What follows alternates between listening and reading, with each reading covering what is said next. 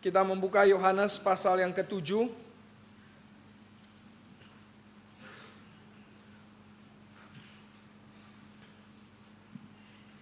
Mari kita membaca berganti-gantian dari ayat 8 saja. Saya akan mulai membaca ayat 8 sampai dengan ayat yang ke-13. Yohanes 7 ayat 8 sampai 13. Saya akan mulai. Pergilah kamu ke pesta itu. Aku tidak pergi ke situ, karena waktuku belum genap. Demikianlah katanya kepada mereka, dan ia pun tinggal di Galilea. Namun sesudah saudara-saudaranya berangkat ke pesta itu, ia pun pergi juga ke situ, tidak terang-terangan, melainkan diam-diam. Orang-orang Yahudi mencari dia di pesta itu dan berkata, "Di manakah ia?" Di antara orang banyak terdengar banyak bisikan tentang dia. Ada yang berkata ia orang baik, namun ada pula yang berkata tidak, ia menyesatkan orang banyak. Tapi tidak seorang pun yang berani berkata terang-terangan tentang dia, karena takut terhadap orang-orang Yahudi. Saya lanjutkan ayat 14. Waktu pesta itu sedang berlangsung, Yesus masuk ke bait Allah lalu mengajar di situ. Mari kita berdoa. Bapa di dalam kerajaan sorga, kami bersyukur ya Tuhan, hari ini Tuhan membawa kami kembali untuk beribadah. Tuhan, berikanlah firman-Mu, karena firman-Mu itulah yang menyembuhkan kami. Firman-Mu lah yang menyembuhkan dosa-dosa kami, yang menyembuhkan luka-luka jiwa kami. Kiranya Tuhan Kau boleh berbelas kasih, biar kami mengenal Kristus lebih dalam, dan biar kami makin hidup seperti Kristus. Dan biar Kristus mengutus kami untuk membawa berita firman, membawa suara Kristus, sehingga orang di luar sana juga mengalami penyembuhan. Sehingga dunia ini boleh mengalami kuasa pemulihan dari Yesus Kristus. Kiranya Tuhan tolong pimpin perenungan kami, kiranya Tuhan tolong arahkan kami kepada Engkau saja. Hadirlah di tengah-tengah kami dan bekerja dengan leluasa di tengah-tengah kami. Dalam nama Tuhan kami Yesus Kristus, kami bersyukur dan berdoa. Amin. Ya saudara-saudara sekalian, nanti juga setelah ini kita akan ada sharing penginjilan dari tim Pukat. Tadi sudah sharing di kebaktian yang pertama, dan nanti akan sharing kembali di kebaktian yang kedua. Dengan demikian menutup 1 bulan, di mana kita selama 1 bulan ini mendengarkan sharing misi. Dari Nur Isa sampai kepada hari ini kita akan mendengarkan tentang dari tim Pukat. Bapak Ibu Saudara-saudara sekalian, mari kita melanjutkan perenungan kita dari Yohanes pasal yang ke-7 ini. Di awal dari pasal yang ke-7 kita melihat Yesus berada di dalam 2 tegangan. Yang pertama, Yesus tahu bahwa Yerusalem adalah tempat yang sangat mencekam bagi dia. Kalau kita lihat di ayat yang pertama dikatakan, di situ para pemuka Yahudi berusaha untuk membunuhnya. Nah, kenapa mereka mau membunuh? Kita sudah mendengar beberapa minggu yang lalu tadi kita membaca juga di dalam nats Alkitab kita. Mereka mau membunuh Yesus karena Yesus melakukan 2 hal. Yang pertama, Yesus menyembuhkan orang sakit di hari Sabat, dan yang kedua, Yesus memberitakan bahwa dia sama dengan Bapa. Maka ini membuat pemuka Yahudi ingin untuk membunuh Yesus. Tapi di sisi yang lain, Yesus juga harus ke Yerusalem. Jadi di satu sisi ada kecaman, di satu sisi ada bahaya, tapi di sisi yang lain Yerusalem juga memanggil Yesus. Maksudnya apa? Karena di Yerusalem ada hari raya Pondok Daun. Hari raya yang dimana orang Israel, bahkan dari luar Israel pun, mereka akan datang untuk merayakan hari besarnya Israel. Di Israel, di Yerusalem akan ada 3 hari besar. 1 Passover, 1 tentang Paskah, kedua Pentekost, ketiga hari raya Pondok Daun. Hari raya Pondok Daun mereka akan merayakan bagaimana bangsa Israel selama 40 tahun menikmati pemeliharaan Tuhan secara ajaib, karena di padang gurun mereka bisa hidup tanpa ada kekurangan apa-apa. Maka di setiap hari raya Pondok Daun mereka bangun tenda, dan kemudian untuk merayakan Tuhan memelihara nenek moyang mereka selama 40 tahun di padang gurun. Semua orang Israel dari segala dunia harus pergi ke situ. Maka di satu sisi ada bahaya, di sisi yang lain harus pergi beribadah di sana. Maka yang lalu kita sudah lihat apa keputusan Yesus.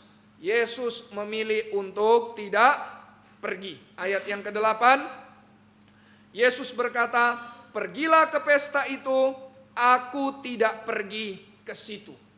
Nah, yang lalu kita sudah sama-sama merenungkan apa saja alasan Yesus sehingga dia tidak pergi ke situ. Tetapi hari ini kita akan lihat di ayat 10 sampai ayat yang ke-13 khususnya. Di situ malah dikatakan Yesus pergi juga ke situ. Nah, maka ini kita mulai masuk untuk merenungkan apakah Yesus berubah pikirannya.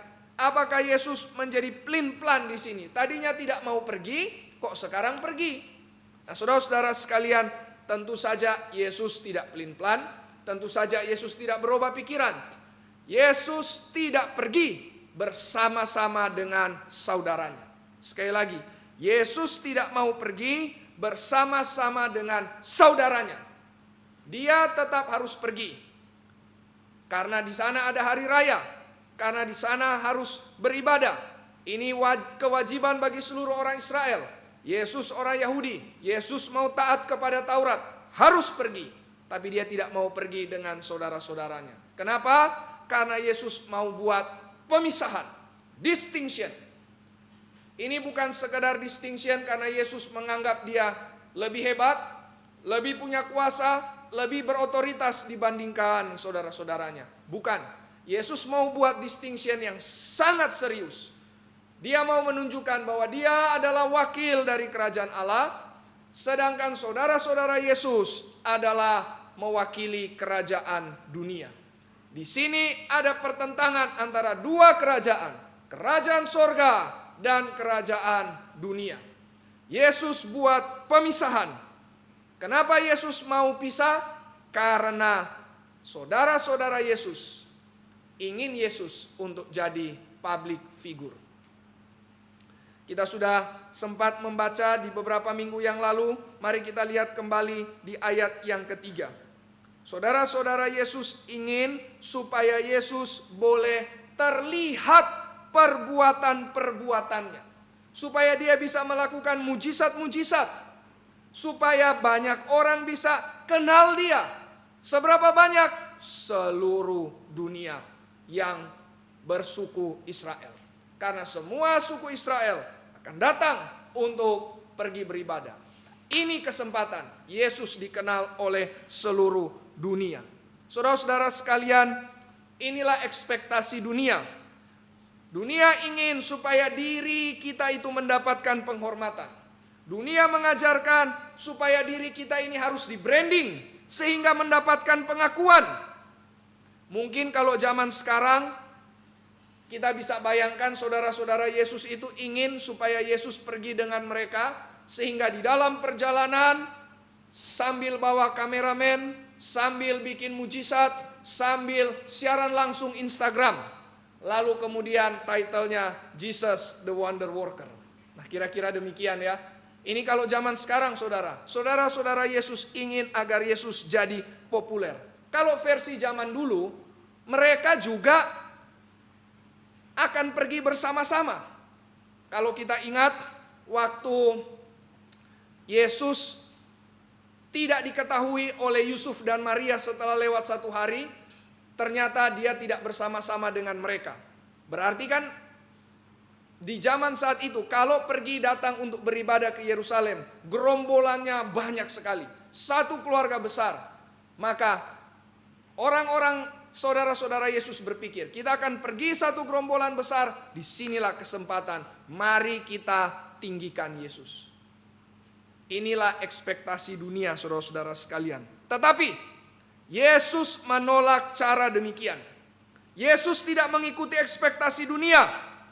Yesus tidak ingin menerima aplaus dari manusia. Yesus tidak mencari popularitas, karena dia datang bukan untuk mencari hormat bagi dirinya sendiri, tetapi untuk mencari hormat bagi Bapanya. Saudara-saudara sekalian, inilah Yesus, dia mewakili kerajaan Allah. Maka kalau kita juga adalah warga kerajaan Allah, kita punya spirit yang sama dengan Kristus. Kita datang bukan untuk mencari hormat bagi diri sendiri.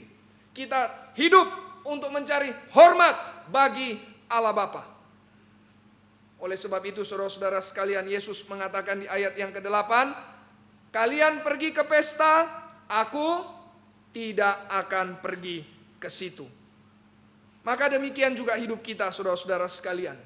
Salah satu slogan di dalam reformasi adalah solus Kristus. Hanya Kristus saja. Maka hidup kita adalah hidup yang harusnya hanya menyatakan Kristus. Kita hidup bukan untuk menyatakan siapa diri kita. Seberapa besar kemampuan kita. Seberapa hebat kuasa yang kita miliki. Seberapa kaya uang yang kita punya. Kita hidup untuk menyatakan siapa Kristus, bukan siapa diri kita. Itulah solus Kristus, saudara-saudara sekalian. Hidup hanya bagi Kristus. Hidup mempermuliakan Kristus.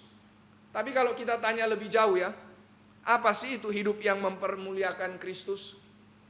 Bagaimana itu hidup yang mempermuliakan Kristus? Apakah dengan gampang kita mungkin bisa mengatakan, oh saya ingin hidup sukses supaya Kristus dimuliakan. Saya ingin hidup mendapatkan pujian dari dunia, nggak apa-apa kan? Yang penting Kristus boleh dimuliakan. Saudara-saudara sekalian, apa itu hidup yang mempermuliakan Kristus? Kalau kita lihat di sini saudara-saudara sekalian, hidup yang mempermuliakan Kristus adalah hidup yang tidak oportunistik. Sekali lagi, hidup yang mempermuliakan Kristus adalah hidup yang tidak oportunistik. Kalau kita lihat di dalam cerita Yohanes pasal yang ke-7 ini, saudara-saudara Yesus, saudara bisa perhatikan di sini, mereka sangat jitu melihat kesempatan. Nah ini kairos saudara. Kan beberapa minggu yang lalu kita sudah sama-sama melihat apa itu kairos, apa itu kronos. Kronos ya hidup yang berjalan secara rutin saja. Sedangkan kairos itu berarti lihat satu momen. Lihat ada kesempatan. Kesempatan ini harus diambil. Untuk apa? Ada tujuannya. Nah maka saudara-saudara Yesus ini mereka melihat ada satu kesempatan yang harus diambil. Mereka sangat peka dengan kairos. Nah ini orang dunia saudara. Ternyata orang dunia juga punya versi kairosnya. Mereka lihat kesempatan. Dan mereka mau ambil kesempatan ini. Tapi nanti kita lihat tujuannya untuk apa. Maka saudara-saudara sekalian, kalau kita jadi orang Kristen, tapi kita tidak perhatikan kairos.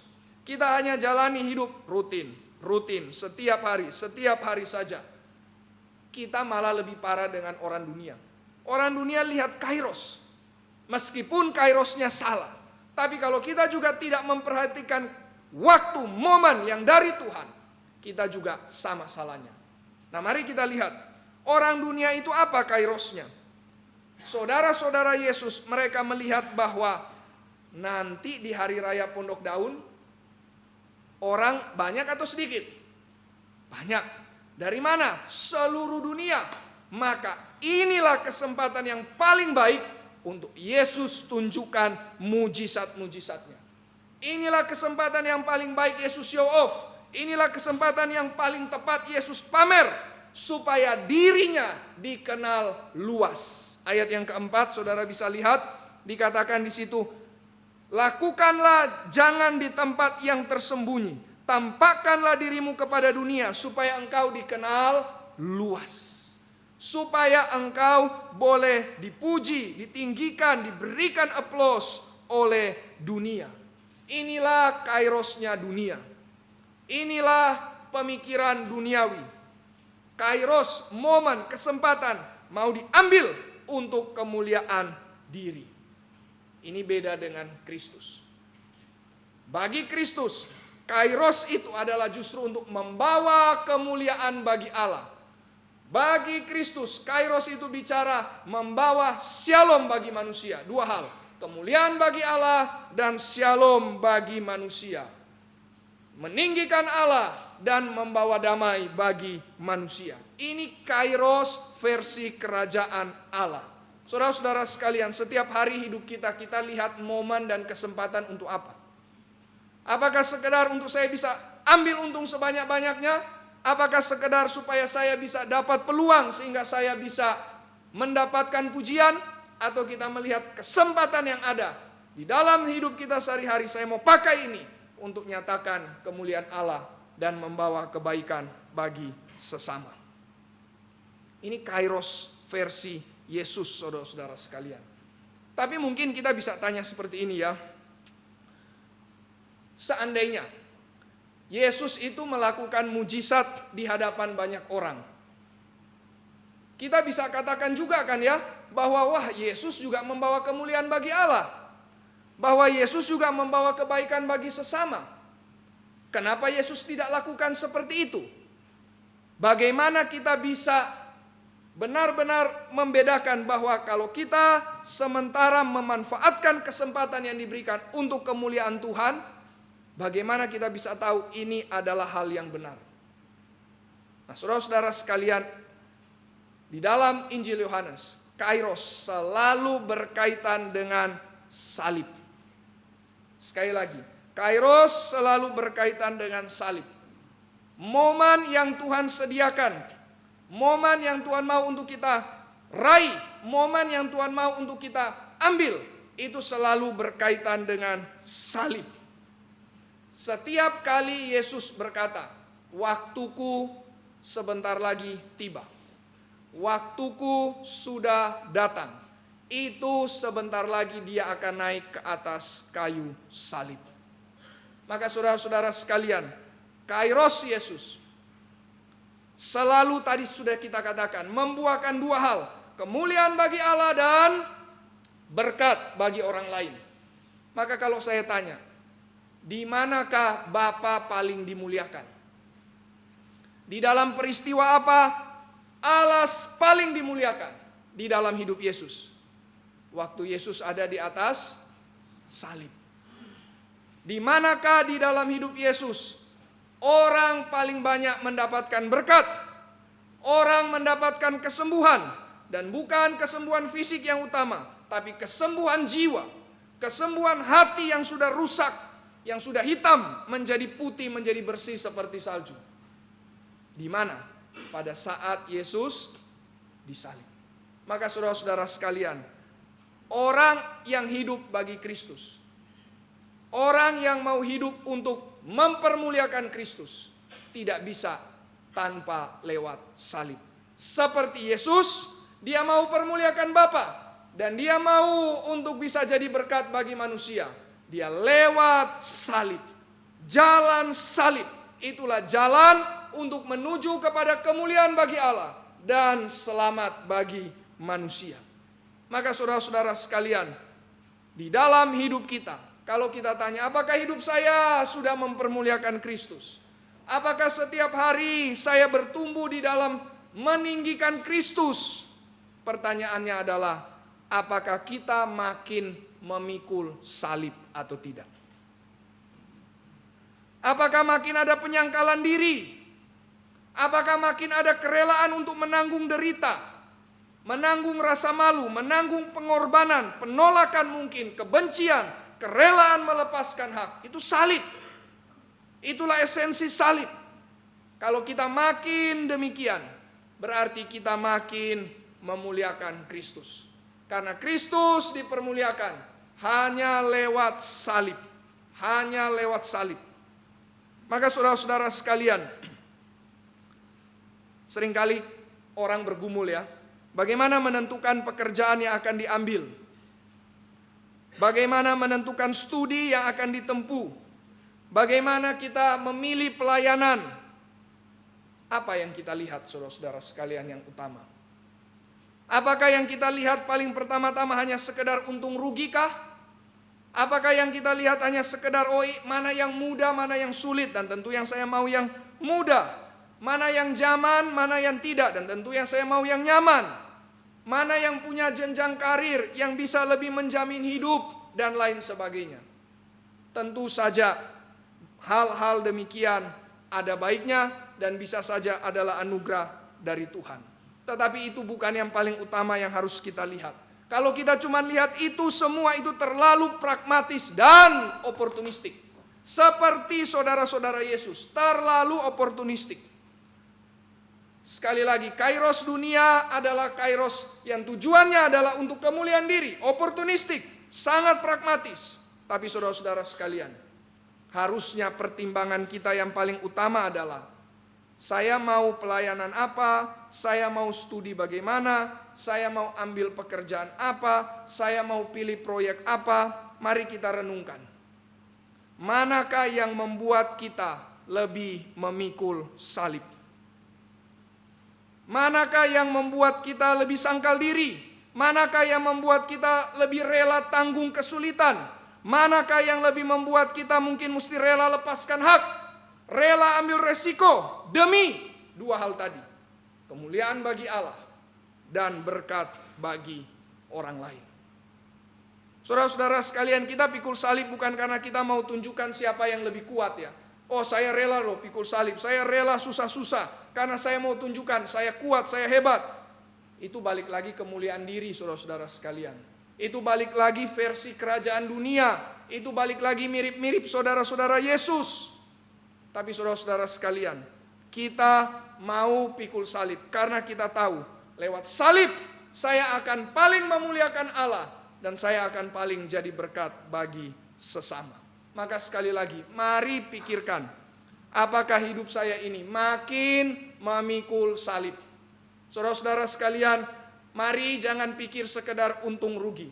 Seringkali saya mendengar, termasuk terjadi juga dalam diri saya secara pribadi, oh kalau kuliah sudah bayar mahal ya, nanti kalau kerja juga mesti pilih pekerjaan yang lebih besar penghasilannya daripada kuliah. Wah, ini saudara-saudara sekalian adalah pikiran duniawi. Tidak pikir tentang salib, tidak pikir pelayanan, tidak pikir bagaimana saya bisa lebih berkorban, tapi pikir bagaimana saya lebih banyak meraup keuntungan. Ini bukan cerminan murid Yesus. Ini bukan cerminan pengikut Yesus. Yang ikut Yesus makin bertumbuh, makin berjalan di dalam memikul salib. Tapi salib itu ringan karena Yesus berkata, yang pikul salib dia lebih ringan. Sedangkan yang di luar dari Yesus justru salibnya lebih berat. Maka saudara-saudara sekalian, saya kira pertanyaan terakhir sebelum kita masuk kepada poin yang selanjutnya. Mari sekarang kita renungkan. Apakah hidup saya ini jangan-jangan sudah terlalu nyaman? Kalau sudah terlalu nyaman, mari kita pikir ulang. Mari kita mulai doa kembali. Mari kita mulai tanya lagi kepada Tuhan. Tuhan, apa yang Engkau mau untuk saya kerjakan? Ada rencana apa dari Tuhan yang saya harus genapi? Karena hidup mengasihi Tuhan, hidup mempermuliakan Allah, hidup menjadi berkat bagi orang lain, harus memikul salib. Bukan berarti kita jadi restless terus, tiap hari khawatir, tiap hari takut, saya sudah bertumbuh tidak dalam pikul salib. Bukan itu poinnya. Poinnya adalah mari kita pikir, mari kita renungkan, mari kita jujur, mari kita bertanya, Tuhan mau saya kerjakan apa? Sehingga saya tidak hidup dalam kenyamanan, di dalam memikirkan untung rugi, dalam memikirkan terjamin atau tidak, tetapi boleh memikul salib. Demi Kristus, demi kemuliaan Allah, demi menjadi berkat bagi sesama. Inilah yang Yesus Kristus lakukan. Maka saudara-saudara sekalian, Yesus tidak pergi dengan saudara-saudaranya karena bagi Yesus kairosnya adalah tentang salib. Bagi saudara-saudaranya kairosnya adalah kemuliaan diri. Maka Yesus pisah. Nah sekarang mari kita lihat di ayat yang ke-10. Di situ dikatakan Yesus pergi juga ke situ. Pergi ke Yerusalem, tidak terang-terangan, melainkan diam-diam. Nah, diam-diam ini saudara-saudara sekalian nanti kita akan lihat ya. Di sini saya kira ada permainan kata. Dan indah sekali kalau kita mau renungkan. Ada diam-diam yang benar dan ada diam-diam yang salah. Nanti kita akan lihat yang terakhir, ada spirit diam-diam yang salah. Tapi ada spirit diam-diam yang benar. Nah, ini akan kita lihat dari Yesus. Lalu lawan dari diam-diam adalah apa? Terang-terangan. Ada terang-terangan yang salah, tapi juga ada terang-terangan yang benar. Terang-terangan yang salah yang mana? Yang tadi, saudara-saudara Yesus. Itu kan mau terang-terangan ya. Mari kita tunjukkan kemuliaan Dia, tunjukkan mujizatnya. Wah, sangat terang-terangan. Tapi terang-terangan yang keliru, yang salah. Nanti kita akan lihat ada terang-terangan yang benar. Nah, itu kita akan lihat sebentar. Tetapi sekarang mari kita mulai dulu dengan ayat yang ke-10 dikatakan, Yesus pergi dengan diam-diam. Pergi dengan diam-diam berarti pergi sendiri. Pergi dengan diam-diam berarti dia ada di dalam keadaan yang tidak diketahui orang. Tapi mungkin kita bertanya, Yesus itu pergi dengan diam-diam kenapa ya? Apakah karena dia takut? Karena kan katanya di ayat 1, pemuka Yahudi berusaha untuk membunuhnya. Wah, kalau gitu Yesus diam-diam jangan-jangan karena Yesus takut. Ya tentu tidak ya. Yesus tidak mungkin takut dengan manusia. Yesus Allah, Yesus Tuhan. Tetapi kenapa di sini Yesus diam-diam? Nah, disinilah bijaksana dari pelayanan Yesus. Kita mau lihat bijaksana dari pelayanan Yesus. Tadi kita sudah lihat motivasi. Motivasinya adalah untuk kemuliaan Bapa. Motivasinya untuk jadi berkat. Oleh sebab itu harus lewat jalan salib. Beda dengan motivasi saudara-saudara Yesus. Sekarang kita mau lihat bijaksananya Yesus. Sehingga hidup kita boleh mengikuti motivasi Yesus. Boleh mengikuti bijaksana Yesus.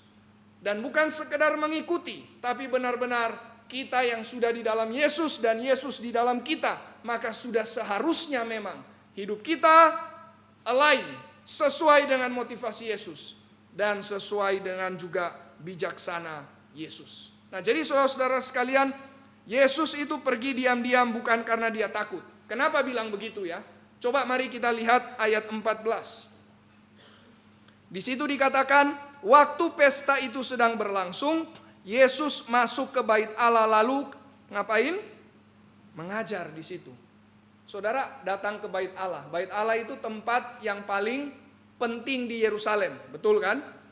Dan dia datang bukan pada saat kosong, tapi pada saat banyak orang datang beribadah di Yerusalem. Berarti apakah di sini Yesus takut? Nggak mungkin takut, ya kan? Yesus dengan terang-terangan, nah ini terang-terangan yang benar. Dengan terang-terangan dia mengajarkan firman. Sebelumnya saudara-saudara Yesus maunya terang-terangan untuk menyatakan mujizat. Nah ini banyak gereja dengan terang-terangan mau menyatakan mujizat. Ini bukan spiritnya Yesus. Spirit Yesus adalah dengan terang-terangan menyatakan firman. Yesus tidak pernah menyatakan mujizat dengan terang-terangan, dengan begitu banyak audiens, dan kemudian dia mengharapkan pujian dari orang. Tidak. Yesus mengadakan mujizat di dalam keadaan tertutup, di dalam keadaan yang konsil. Dia tidak menunjukkan kemuliaannya di hadapan banyak orang. Paling banyak sekitar memang ada 5.000 orang. Namun itu pun bukan di tempat umum. Yesus tidak mengerjakan mujizat di hadapan banyak orang sehingga banyak orang berdecak kagum.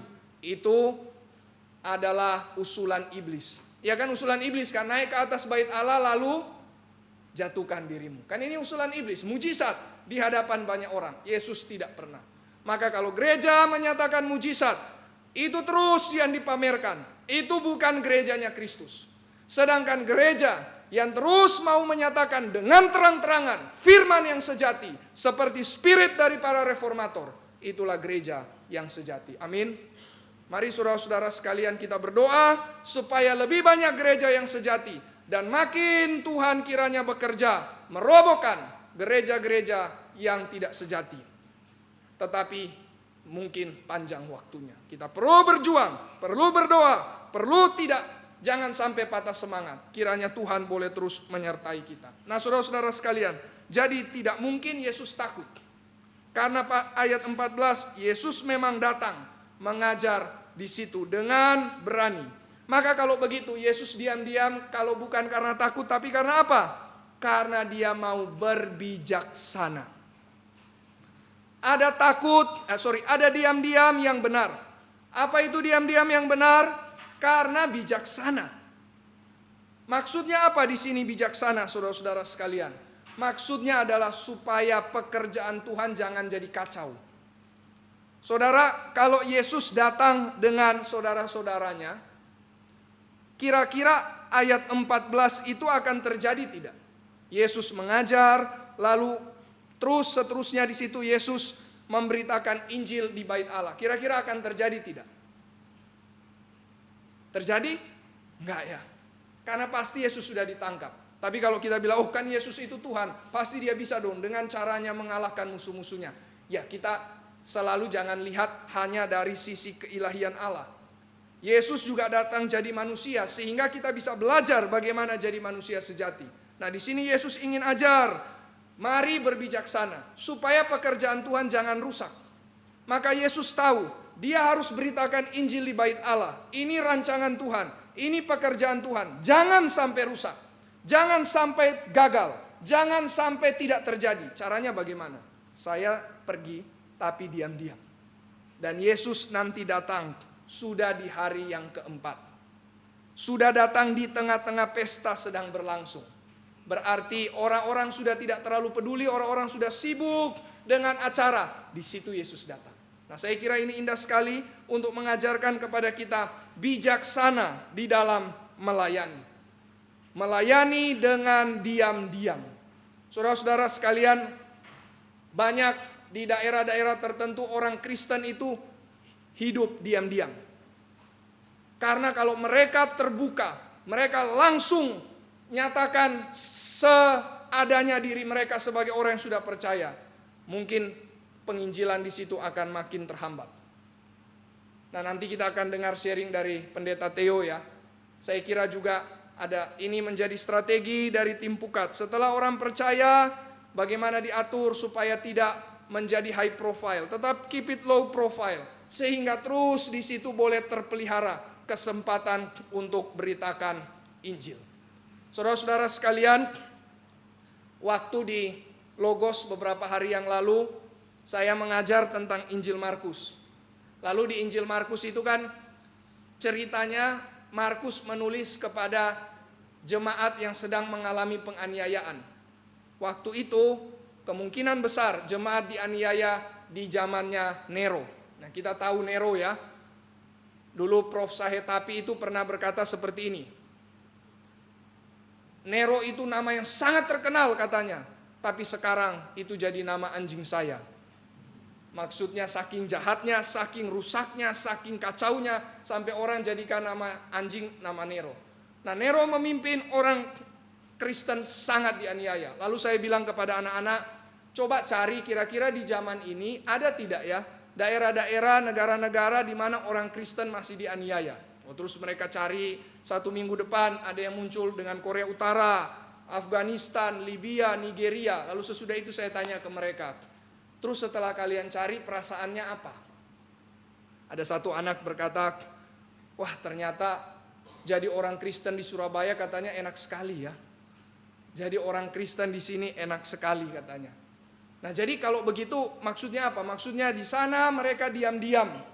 Kita di sini terang-terangan bisa melayani Tuhan dengan bebas. Tapi saudara-saudara sekalian, pertanyaannya begini. Kalau begitu apakah sikap Yesus melayani, bijaksana Yesus melayani dengan diam-diam ini bisa tidak diaplikasikan kepada konteks kita di mana kekristenan sangat nyaman dan sangat bebas? Sekali lagi, spirit melayani diam-diam ini sangat tepat terhadap daerah-daerah di mana orang Kristen begitu mereka mengalami kesulitan dan penganiayaan. Namun demikian, ada saat juga di mana mereka harus menyatakan diri. Itu juga perlu ada. Karena Yesus tidak terus-terusan diam-diam. Betul tidak? Di ayat 14 kita sudah lihat Yesus mengajar dengan terang-terangan. Dia siap masuk ke dalam bahaya. Jadi tidak bisa juga terus-menerus ada di dalam keadaan diam-diam. Pada saat waktunya Tuhan harus siap masuk ke dalam bahaya. Nah, ini yang terjadi di Tiongkok ya. Gereja-gereja, ada satu gereja besar. Dan ini bukan gereja yang ada di bawah pemerintah. Namanya Zion Church. 30 orang pendeta dan juga jemaat. Di 2 minggu yang lalu ditangkap sampai dikatakan tiba-tiba katanya dimasukin oleh petugas-petugas, didobrak pintu dan mereka dibawa ditangkap di berbagai provinsi dari satu cabang gereja ini yaitu Zion Church. Jadi ada waktu harus sudah ketahuan supaya Paulus katakan apa? Supaya orang juga bisa sadar bahwa memang kita ini ditangkap karena nama Yesus Kristus. Jadi bukan karena sudah tidak ada siasat untuk lepas lagi. Tapi oke, sudah waktunya sekarang. Biarkan mereka tangkap, kata Paulus. Supaya mereka sadar kita ini ditangkap karena Yesus Kristus. Nah, jadi ada yang diam-diam, tapi saat waktunya tiba sudah harus ketahuan. Karena memang itu pimpinan Tuhan. Nah, sekarang bagi kita di sini bagaimana? Apakah kita juga masih bisa menghidupi spirit melayani dengan diam-diam? Saya kira saudara-saudara sekalian kita tentu saja masih bisa menghidupinya. Yaitu apa? Bukan secara fisik kita diam-diam, tapi secara hati kita melayani. Melayani dengan diam-diam. Apa itu melayani dengan diam-diam? Beda dengan diam ya saudara ya. Saudara ini diam atau diam-diam? Saudara kalau diam benar-benar nggak lakukan apa-apa. Tapi kalau diam-diam bukan berarti tidak lakukan apa-apa. Lakukan tapi tidak ketahuan. Nah itu diam-diam. Nah ini indahnya bahasa Indonesia ya. Diam dikuadratkan bukan lebih diam ternyata. Tapi masih bisa bekerja tapi tidak ketahuan. Nah jadi kita ini diam atau diam-diam saudara. Orang yang diam, orang yang tidak melakukan apa-apa itu orang mati. Saudara kita sudah hidup. Kita dihidupkan oleh Kristus. Maka mari kita hidup bagi Kristus. Tetapi ada spirit hidup secara diam-diam melayani Tuhan. Berarti apa itu? Berarti hidup melayani dengan tidak meninggikan diri. Sekali lagi, spirit melayani diam-diam berarti hidup melayani tidak meninggikan diri.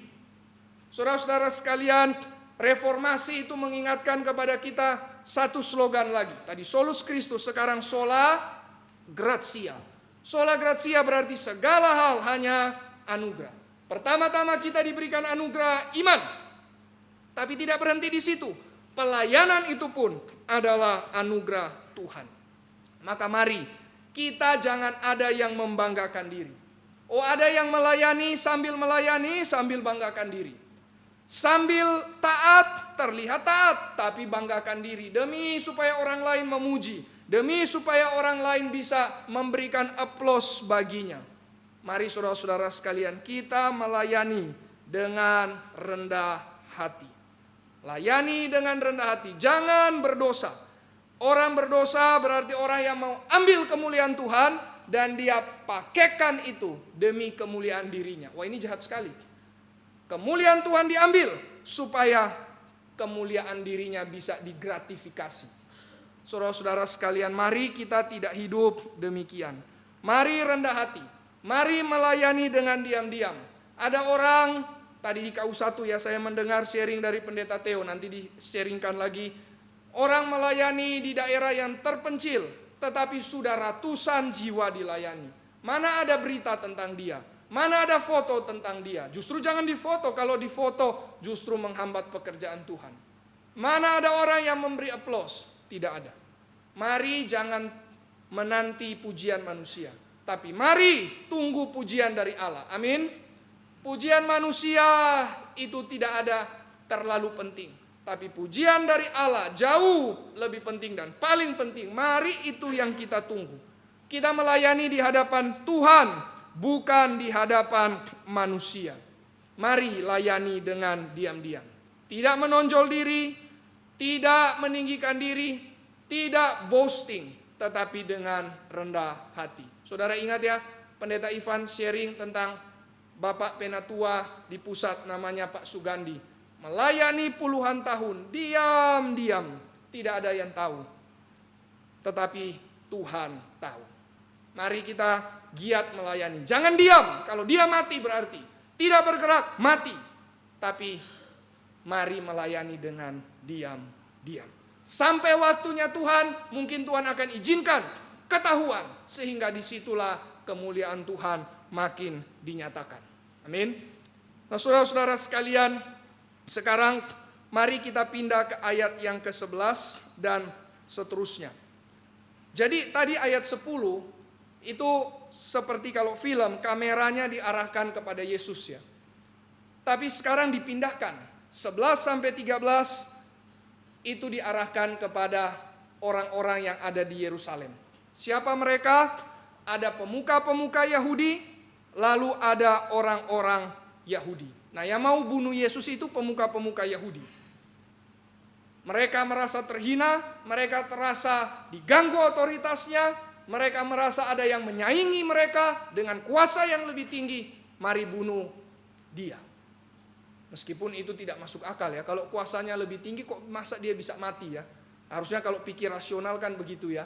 Tapi karena sudah dikuasai dengan kebencian, maka orang-orang Farisi, pemuka-pemuka Yahudi khususnya ingin membunuh Yesus. Maka di situ kita lihat dari ayat 11 dan sampai ayat 13. Yohanes ingin menunjukkan terjadi yang namanya polarisasi. Nah, saudara, di zaman sekarang mungkin kita cukup familiar dengan istilah polarisasi ya. Kalau di media sosial kan ada yang mendukung, ada yang sangat menghina. Polarisasi kan ya. Kita suka nonton sesuatu, nanti algoritma feed kita terus di hal itu. Nah, makanya kita juga jangan terus nonton hal yang sama. Kalau enggak nanti kita akan ada di yang namanya echo chambers. Kita cuma tahu ini saja seperti katak dalam tempurung. Karena algoritma feeding kita hal yang sama terus. Begitu juga yang lain, terus melawan sisi satunya. Nah, ini polarisasi. Nah, di sini kita lihat juga terjadi polarisasi. Paling tidak ada dua titik. Dua sudut. Yang pertama adalah para pemuka Yahudi. Mereka berkata, "Di manakah dia?" Nah, ini apakah mereka mau seperti hamba Tuhan sudah terlambat begitu ya, terus saling tanya pengurus, "Wah, di mana ini Bapak ini ya? Dia sudah dekat belum ya? Apakah ini maksudnya? Di manakah dia? Sebentar lagi dia mau khotbah kok belum datang ya?" Nah, bukan itu maksudnya ya. Tetapi kita sudah tahu dari ayat 1 mereka mau membunuh Yesus. Jadi di manakah dia ini? Mereka mau cari Yesus. Mereka mau tangkap dia. Nah, apa yang dipikirkan oleh orang-orang pemuka Yahudi ini ternyata mendapatkan dukungan. Jadi ada orang-orang Yahudi mendukung mereka. Nah, sehingga pemuka Yahudi ini bergabung dengan rakyat biasa. Dan rakyat biasa itu ada yang mengatakan Yesus itu menyesatkan orang banyak. Nah, saudara lihat ya, di manakah dia? Ia menyesatkan orang banyak. Berarti ini nggak ada sebut nama, saudara. Jadi saudara lihat ya, ini seperti kalau kita sudah anti dengan orang, kita nggak sebut nama orang itu kan ya. Paling banter kita sebut alias. Tapi sudah nggak sebutkan lagi nama. Seperti orang-orang sudah nggak sebutkan Sakeus. Mereka sebutkan Sakeus sebagai orang berdosa. Nah, di sini sudah anti sekali kepada Yesus. Di manakah dia? Nggak perlu siapa namanya. Ia menyesatkan orang banyak. Nah, saudara, pertama, inilah orang-orang yang melawan Yesus. Nah, jadi mereka berkata Yesus menyesatkan orang banyak. Ini maksudnya apa ya? Maksudnya adalah Yesus itu nabi palsu. Jadi ini bukan sesuatu yang biasa, saudara. Oh, dia mengajarkan ajaran yang aneh-aneh. Oh, dia itu mengajarkan orang untuk tidak hidup bermoral. Jauh lebih serius, nabi palsu. Dan kalau nabi palsu berarti apa hukumannya? Mati. Mari coba kita lihat dari kitab Ulangan ya, saudara-saudara sekalian. Ulangan pasal yang ke-13. Ulangan pasal 13, saya akan bacakan ayat 2 dan ayat yang ke-5. Ayat 2. Apabila tanda atau mujizat yang disampaikan kepadamu itu terjadi dan ia berkata, perhatikan, mari kita mengikuti ilah lain. Ya, lalu ayat yang ke-5. Nabi atau pemimpin itu harus dihukum mati. Makanya tidak heran mereka mau bunuh Yesus. Nah, tapi pertanyaannya, apakah Yesus itu punya dasar untuk dikatakan sebagai nabi palsu? Sama sekali tentu tidak ada. Yesus bukan membawa orang kepada ilah lain. Yesus bawa orang kepada Bapa. Yesus bawa orang kepada firman. Yesus bawa orang kepada inti dari Alkitab. Dia sudah bicara ini semua di pasal yang ke-5. Jadi tidak mungkin Yesus itu nabi palsu. Maka ini adalah penghinaan.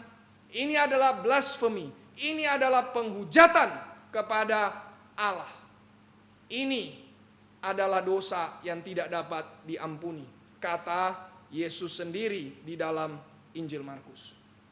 Mereka menghujat Allah, mereka menolak Roh Kudus.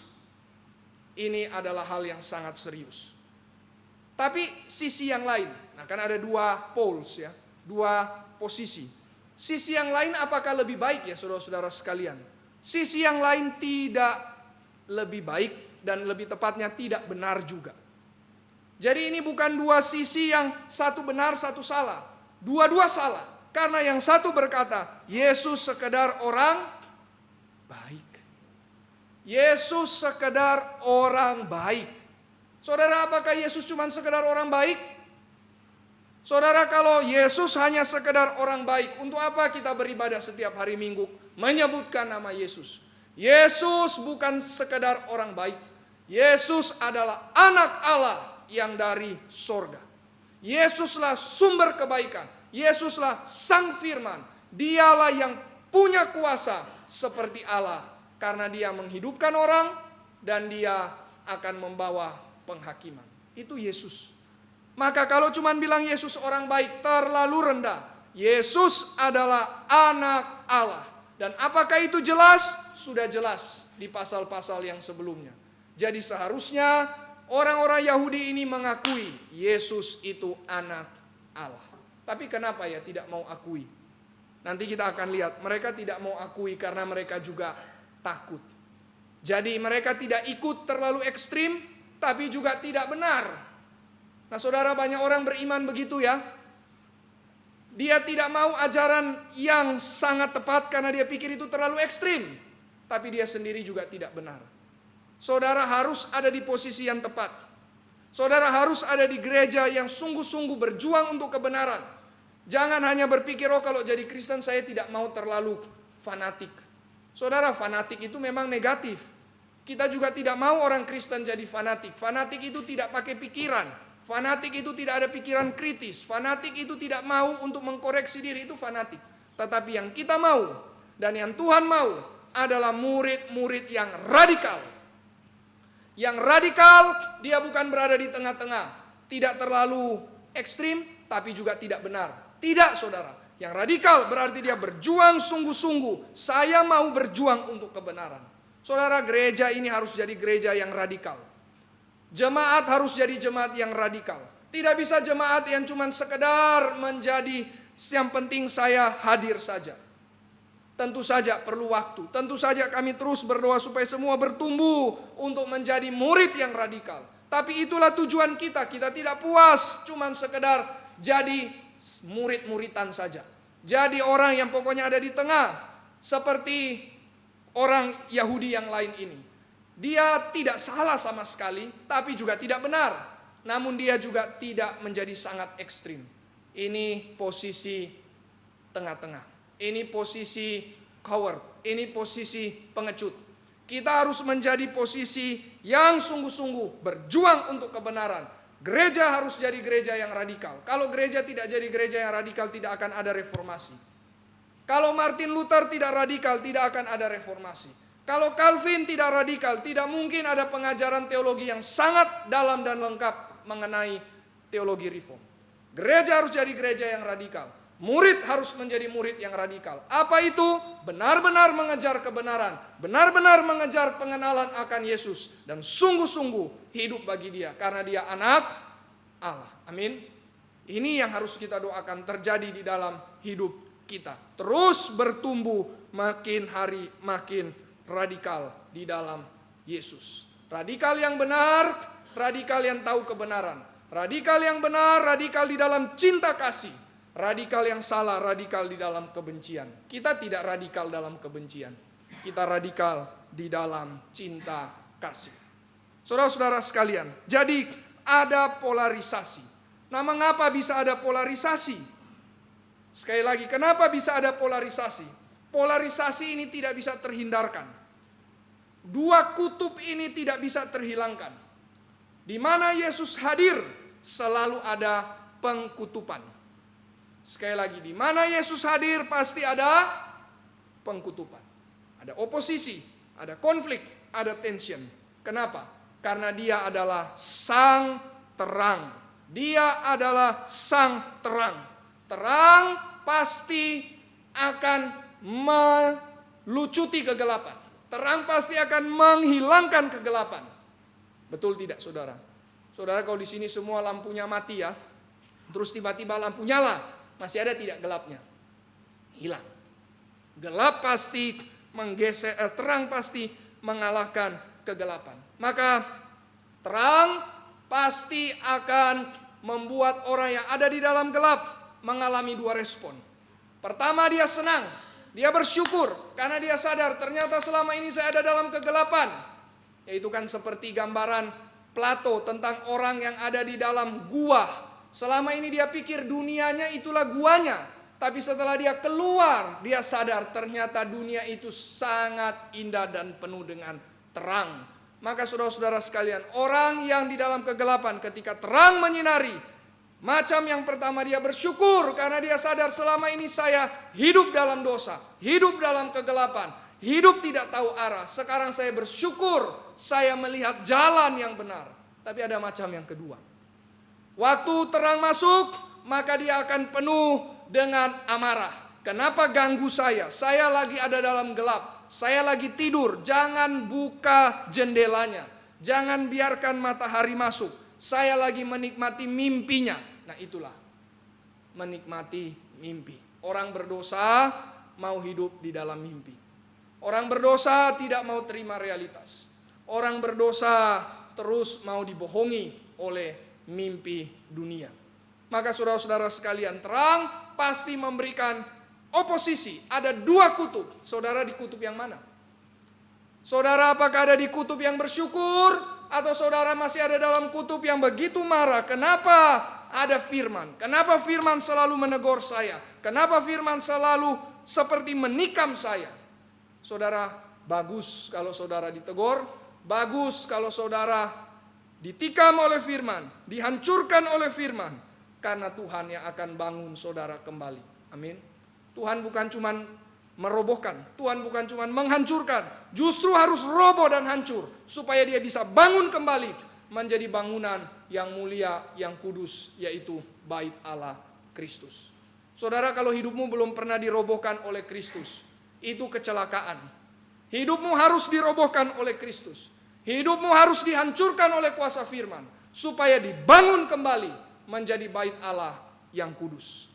Maka saudara-saudara sekalian, Yesus datang sebagai terang sehingga menciptakan tension, menciptakan konflik, menciptakan oposisi. Maka saudara, pertanyaannya begini. Saya sudah terima terang, puji Tuhan. Sekarang, apakah saya hidup seperti Yesus? Apakah keberadaan saya menciptakan tension? Tidak. Apakah keberadaan saya menciptakan oposisi? Tidak. Apakah keberadaan saya membuat sekitar saya tergoncang? Tidak. Inilah yang kita mesti tanya, saudara. Di mana Yesus hadir, selalu menciptakan tension. Dan kalau kita hidup di dalam Kristus dan Kristus di dalam kita, maka di mana kita hadir, kita juga seharusnya mengakibatkan tension. Saya katakan akibat. Karena bukan tujuan utama kita menciptakan tension. Kita datang, kita hidup bukan untuk ciptakan konflik. Kalau begitu jadi troublemaker ya. Kita ini bukan troublemaker, tapi Yesus katakan, you are the peace maker. Blessed are the peace maker. Diberkatilah mereka yang membawa damai. Saudara, kita mau bawa damai. Loh kok tapi bawa damai jadi kacau ya? Coba lihat Yesus. Yesus bawa damai tidak? Bawa. Tapi jadi kacau tidak? Iya. Justru itulah kedamaian yang sejati harus pertama-tama melalui goncangan. Tanpa ada goncangan, tidak mungkin ada damai yang sejati. Saudara, kita bisa percaya Yesus itu Tuhan. Harus ada goncangan dulu dalam hidup kita, bukan? Injil itu menggoncang hidup kita. Waduh, ternyata saya berdosa. Ternyata saya begitu kotor. Goncang hidup kita ini. Ternyata selama ini pegangan dalam hidup saya tidak ada apa-apanya. Ternyata saya ini bobrok. Goncang hidup ini. Baru setelah itu ada damai dengan Allah. Sama saudara. Kita hidup di tengah-tengah masyarakat. Apalagi masyarakat yang tidak kenal Tuhan. Kalau hidup kita tidak mengakibatkan tension, maka pertanyaannya, kita makin seperti Yesus tidak? Apakah kita mengikuti jalan salib tidak? Apakah Yesus hidup di dalam kita tidak? Saudara, pembawa damai itu apa sih? Pembawa damai itu adalah mereka yang ingin melaksanakan firman. Pembawa damai itu apa? Mereka yang lapar dan haus akan kebenaran. Bukan cuma bagi dirinya, tapi juga di luar dari dirinya. Pembawa damai itu apa sih? Mau melakukan tindakan belas kasih. Mau melaksanakan keadilan. Orang yang hatinya terarah hanya kepada Tuhan. Itu hati suci maksudnya. Satu hati, single hearted untuk Kristus saja. Ini pembawa damai saudara. Maka poin saya adalah apa? Kalau kita mengerjakan hal ini. Dan ini bukan saya create sendiri kata-katanya. Tapi ini ada di dalam ucapan bahagia. Sebelum Yesus berkata, diberkatilah mereka yang membawa damai. Di atas Yesus berkata, diberkatilah mereka yang lapar dan haus akan kebenaran. Diberkatilah mereka yang mau melakukan tindakan belas kasih. Diberkatilah mereka yang suci hatinya. Jadi saudara-saudara sekalian, inilah pembawa damai. Maka kalau kita berjuang untuk firman, kalau kita berjuang untuk kebenaran dan keadilan cinta kasih, kalau kita berjuang untuk hidup menyenangkan Tuhan, tidak mungkin tidak di sekitar kita bisa ada tension. Tensionnya itu mungkin dalam keluarga kita, tensionnya itu mungkin dalam pekerjaan kita, tensionnya itu mungkin di dalam kota kita, atau tension itu bisa saja juga di dalam bangsa kita. Saudara-saudara sekalian, hidup kita di bangsa ini adalah hidup yang seringkali lebih mengutamakan, saya kira, ketertiban, ketenangan, harmoni, keamanan, kenyamanan, stabilitas, tapi seringkali harus mengorbankan nilai kebenaran, keadilan, dan cinta kasih. Saudara-saudara sekalian, ketika ada masalah, ditutupi. Ketika ada masalah, sudahlah jangan dibicarakan, supaya tetap aman dan stabil. Nah ini kan baru-baru ada mahasiswa yang loncat dari lantai 4 di Udayana kan. Nah itu tidak tahu itu akan diusut atau tidak. Jangan-jangan ditutupi lagi. Demi keamanan, demi stabilitas, demi kenyamanan, dan lain-lain sebagainya. Saudara, Alkitab tidak pernah bicara keamanan, kenyamanan, stabilitas despite of truth, despite of righteousness, despite of mercy. Tidak pernah. Justru mercy, truth, belas kasih itulah yang membawa kedamaian, ketenangan, dan kestabilan. Maka saudara-saudara sekalian, di tengah-tengah keadaan yang seperti ini, izinkan saya bertanya, kenapa kita melakukan apa yang kita lakukan sekarang? Why we do what we do? Mengapa kita bekerja? Mengapa kita menjadi pebisnis? Mengapa kita jadi pengacara? Mengapa kita jadi dokter? Mengapa kita jadi guru? Mengapa jadi hamba Tuhan? Saya kira kita mesti tanya hal ini. Dan saya kira jawabannya berdasarkan hari ini yang kita baca. Karena kita mau menyaksikan kebenaran. Karena kita mau membawa damai. Karena kita mau menyaksikan pekerjaan-pekerjaan jahat. Sehingga akibatnya pasti akan ada tension. Mari kita baca ayat yang ke-7, saudara-saudara sekalian. Dunia tidak dapat membenci kamu, tetapi ia membenci aku, sebab aku bersaksi tentang dia bahwa pekerjaan-pekerjaannya jahat. Saudara, kalau kita menjadi seperti Yesus, harusnya kita bersaksi tentang pekerjaan-pekerjaan yang jahat yang ada di dalam bidang-bidang yang kita tekuni. Mari saudara-saudara sekalian, kita jadi saksi. Bukan dengan spirit, oh saya paling benar. Bukan. Kita juga ini orang berdosa, kita juga perlu disucikan. Tetapi bukan berarti karena saya orang berdosa, karena saya butuh disucikan, maka saya diam dengan hal-hal yang jahat. Saudara-saudara sekalian, mari kita berjuang menyaksikan. Menyaksikan itu apa? Menyaksikan kebenaran, menyaksikan kejahatan. Maksudnya apa? Mari sebagai saksi, saudara bayangkan saksi datang di dalam ruang pengadilan. Lalu apa yang dilakukan oleh saksi? Buka semua bukti terang benderang. Mari saudara-saudara sekalian kita saksikan kebenaran. Saksikan kejahatan yang ada di dalam bidang kita masing-masing. Saksi kepada siapa? Pertama, saksi kepada Tuhan.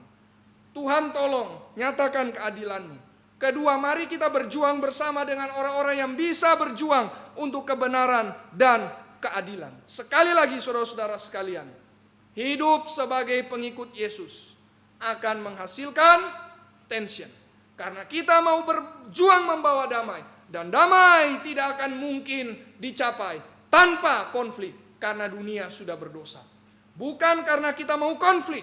Bukan karena kita mau perang, mau fight. Bukan, tetapi karena kita tahu dunia sudah berdosa. Dunia tolak kebenaran, dunia tolak terang, maka kita juga akan mengalami penolakan. Maka kita harus siap, saudara. Menjadi pembawa damai, kita harus siap. Siap pikul salib, siap mengalami penolakan, siap dikucilkan. Dan untuk itu, poin yang terakhir, kita harus punya keberanian.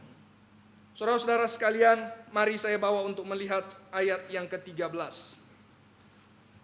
Tidak seorang pun berani berkata terang-terangan tentang dia karena takut terhadap para pemuka Yahudi. Tidak ada seorang pun yang berani berkata terang-terangan. Berarti mereka diam. Apa beda diam-diam ini dengan diam-diamnya Yesus? Yesus diam-diam tidak tadi? Diam-diam. Bukan diam ya, diam-diam. Di sini diam-diam tidak? Juga diam-diam. Apa bedanya? Bedanya di sini, saudara. Yesus diam-diam karena dia pikir pekerjaan Tuhan. Yesus diam-diam, dia mau berbijaksana supaya pekerjaan Tuhan tidak jadi dikacaukan. Berarti fokusnya adalah kepada pekerjaan Tuhan. Tetapi di sini diam-diam, bukan fokusnya kepada pekerjaan Tuhan, tapi fokusnya kepada diri. Mau selamatkan diri, mau cari aman. Maka dikatakan di sini diam-diam karena takut. Ini diam-diam yang salah, saudara, karena fokusnya pada diri sendiri. Saudara-saudara sekalian, apa yang biasanya membuat orang itu takut untuk bersaksi tentang pekerjaan-pekerjaan yang jahat? Kenapa orang tidak berani? Kenapa orang tidak bisa fokus kepada pekerjaan Tuhan, tapi yang dia fokus untuk selamatkan dirinya? Kenapa orang tidak berani untuk memberitakan Injil? Kenapa orang tidak berani untuk memperjuangkan kebenaran dan keadilan? Karena takut ditolak, takut dikucilkan. Mari coba kita lihat Yohanes pasal 12. Yohanes pasal 12 ayat yang ke-42, saya bacakan sedikit, dan 43. Pemimpin-pemimpin di situ banyak yang percaya. Berarti sudah ada pemuka-pemuka Yahudi yang percaya. Tetapi mereka tidak mau mengakuinya supaya mereka jangan dikucilkan. Takut apa? Takut dikucilkan. Kenapa takut dikucilkan? Karena yang mereka mau adalah penerimaan.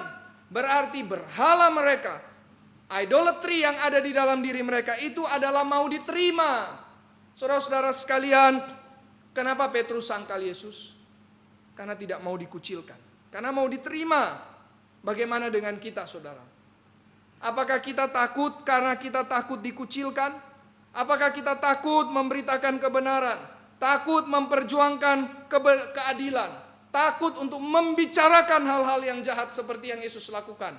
Karena takutkah dikucilkan? Dikucilkan oleh rekan kerja, dikucilkan oleh keluarga, dikucilkan oleh teman, dikucilkan mungkin oleh pemerintahkah? Kita takut dikucilkan? Ingat, lebih baik kita diabaikan oleh dunia, dibuang oleh dunia, dikucilkan oleh dunia. Yang penting kita bersama dengan Kristus. Saudara, kita sudah disatukan dengan Kristus. Alienasi, pengucilan yang paling bahaya adalah kalau kita terpisah dengan Kristus. Kalau masih ada saudara-saudara sekalian yang terpisah dengan Kristus, meskipun dunia mengakui engkau, itu adalah kecelakaan. Engkau harus disatukan dengan Kristus. Karena Kristus yang hidup, Kristus yang kekal, dunia akan binasa. Maka lebih baik dikucilkan dunia daripada dikucilkan oleh Kristus. Dan barang siapa yang sudah di dalam Kristus, meskipun dunia kucilkan, Yesus menyertai dia. Amin. Maka mari saudara-saudara sekalian, jangan kita takut. Kalau begitu apa lawan dari takut? Kita akan katakan berani. Memang betul sih ya. Tapi berani itu apa? Ini yang terakhir. Berani yang di dalam Alkitab beda dengan berani dunia. Berani dunia, berani militer. Berani dunia, berani karena kuat. Karena punya senjata, punya pemikiran, berani, punya resources, berani. Tetapi kalau Alkitab bicara berani, berani karena kasih. Berani karena kasih. Di dalam 1 Yohanes dikatakan, di dalam kasih tidak ada suara. Di dalam kasih tidak ada ketakutan. Tidak ada ketakutan. Berarti di dalam kasih ada keberanian. Berarti berani karena cinta kasih. Maka inilah yang Agustinus berkata, orang yang paling berani adalah orang yang paling rela menanggung hal yang berat demi orang yang dia kasihi. Berani tidak bisa dipisahkan dengan cinta kasih. Inilah yang Yesus tunjukkan bagi saudara dan saya. Yesus itu paling berani. Bukan karena dia mati heroik. Bukan karena dia menantang maut dan berkata, hai maut, mana engkau kekuatanmu? Itu nanti terjadi setelah Yesus datang kali kedua. Tapi waktu Yesus di atas kayu salib seolah-olah kalah. Seolah-olah dia dihina, seolah-olah dia tidak punya kuasa. Tetapi dia justru yang paling berani dibandingkan semua orang yang menghina dia. Karena dia yang menanggung dosa-dosa kita. Tidak ada orang yang lebih berani dari Yesus. Karena Yesus berani untuk tanggung seluruh dosa umat yang dia sudah pilih. Seluruh dosa. Dari Adam sampai nanti orang yang paling terakhir datang ke dalam dunia sebelum Yesus datang ke dalam dunia. Seluruh dosa seluruh dunia ini Yesus tanggung. Dosa saudara dan saya Yesus tanggung. Tidak ada yang lebih berani dengan cinta kasihnya yang dibandingkan dengan Yesus. Maka saudara-saudara sekalian, Yesus sudah tunjukkan keberanian. Keberanian karena cinta kasih. Mari kita juga didorong dengan keberanian yang sama. Berani karena cinta kasih. Mengasihi Tuhan.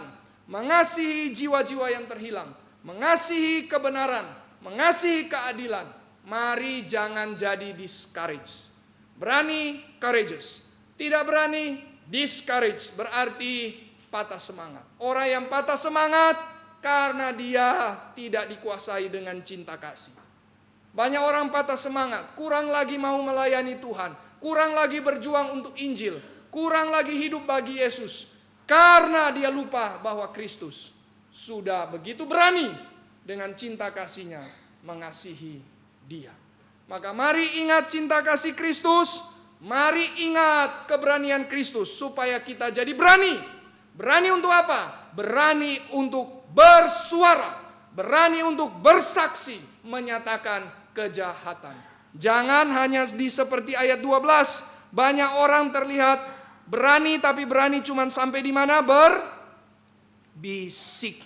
Sekali lagi ayat 12, di antara orang banyak terdengar banyak bisikan. Saudara, mari jangan jadi noise, tapi jadi voice. Saya akan tutup dengan poin ini. Jangan jadi sekedar noise, tapi jadilah voice, suara, bukan kebisingan.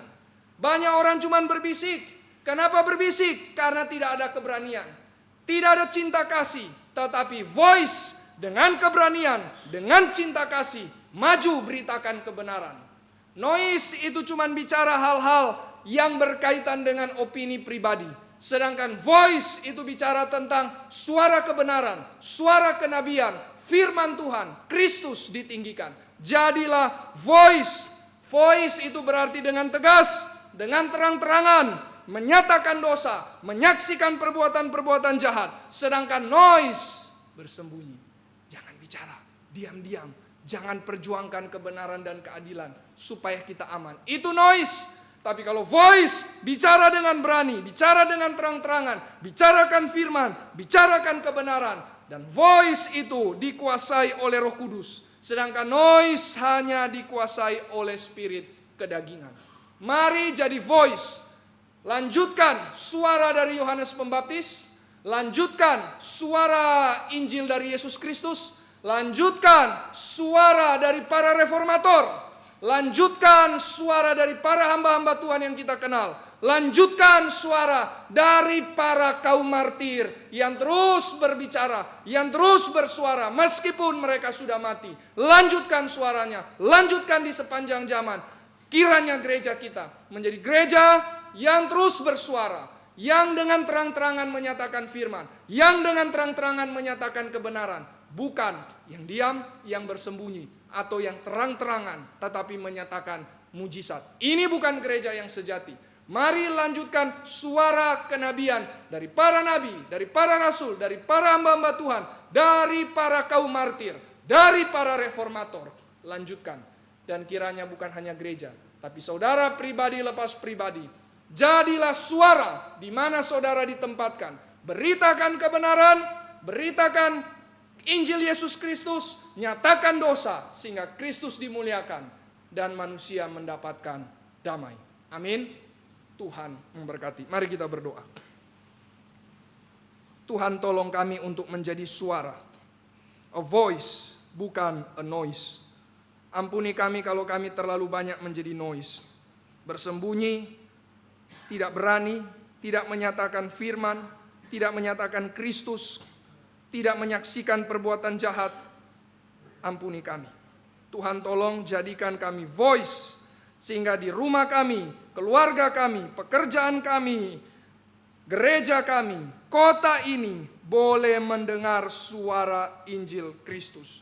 Boleh mendengar suara dari Raja di atas segala raja. Boleh mendengar suara dari Gembala yang agung sampai Kristus datang kedua kali.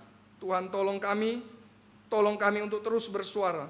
Dan ketika kami selesai di dunia ini, tolong generasi kami yang akan datang, anak-anak kami, cucu-cucu kami, menjadi a voice bagi kemuliaan Allah. Kiranya Tuhan tolong berbelas kasih. Di dalam nama Tuhan Yesus Kristus, kami bersyukur dan berdoa. Amin.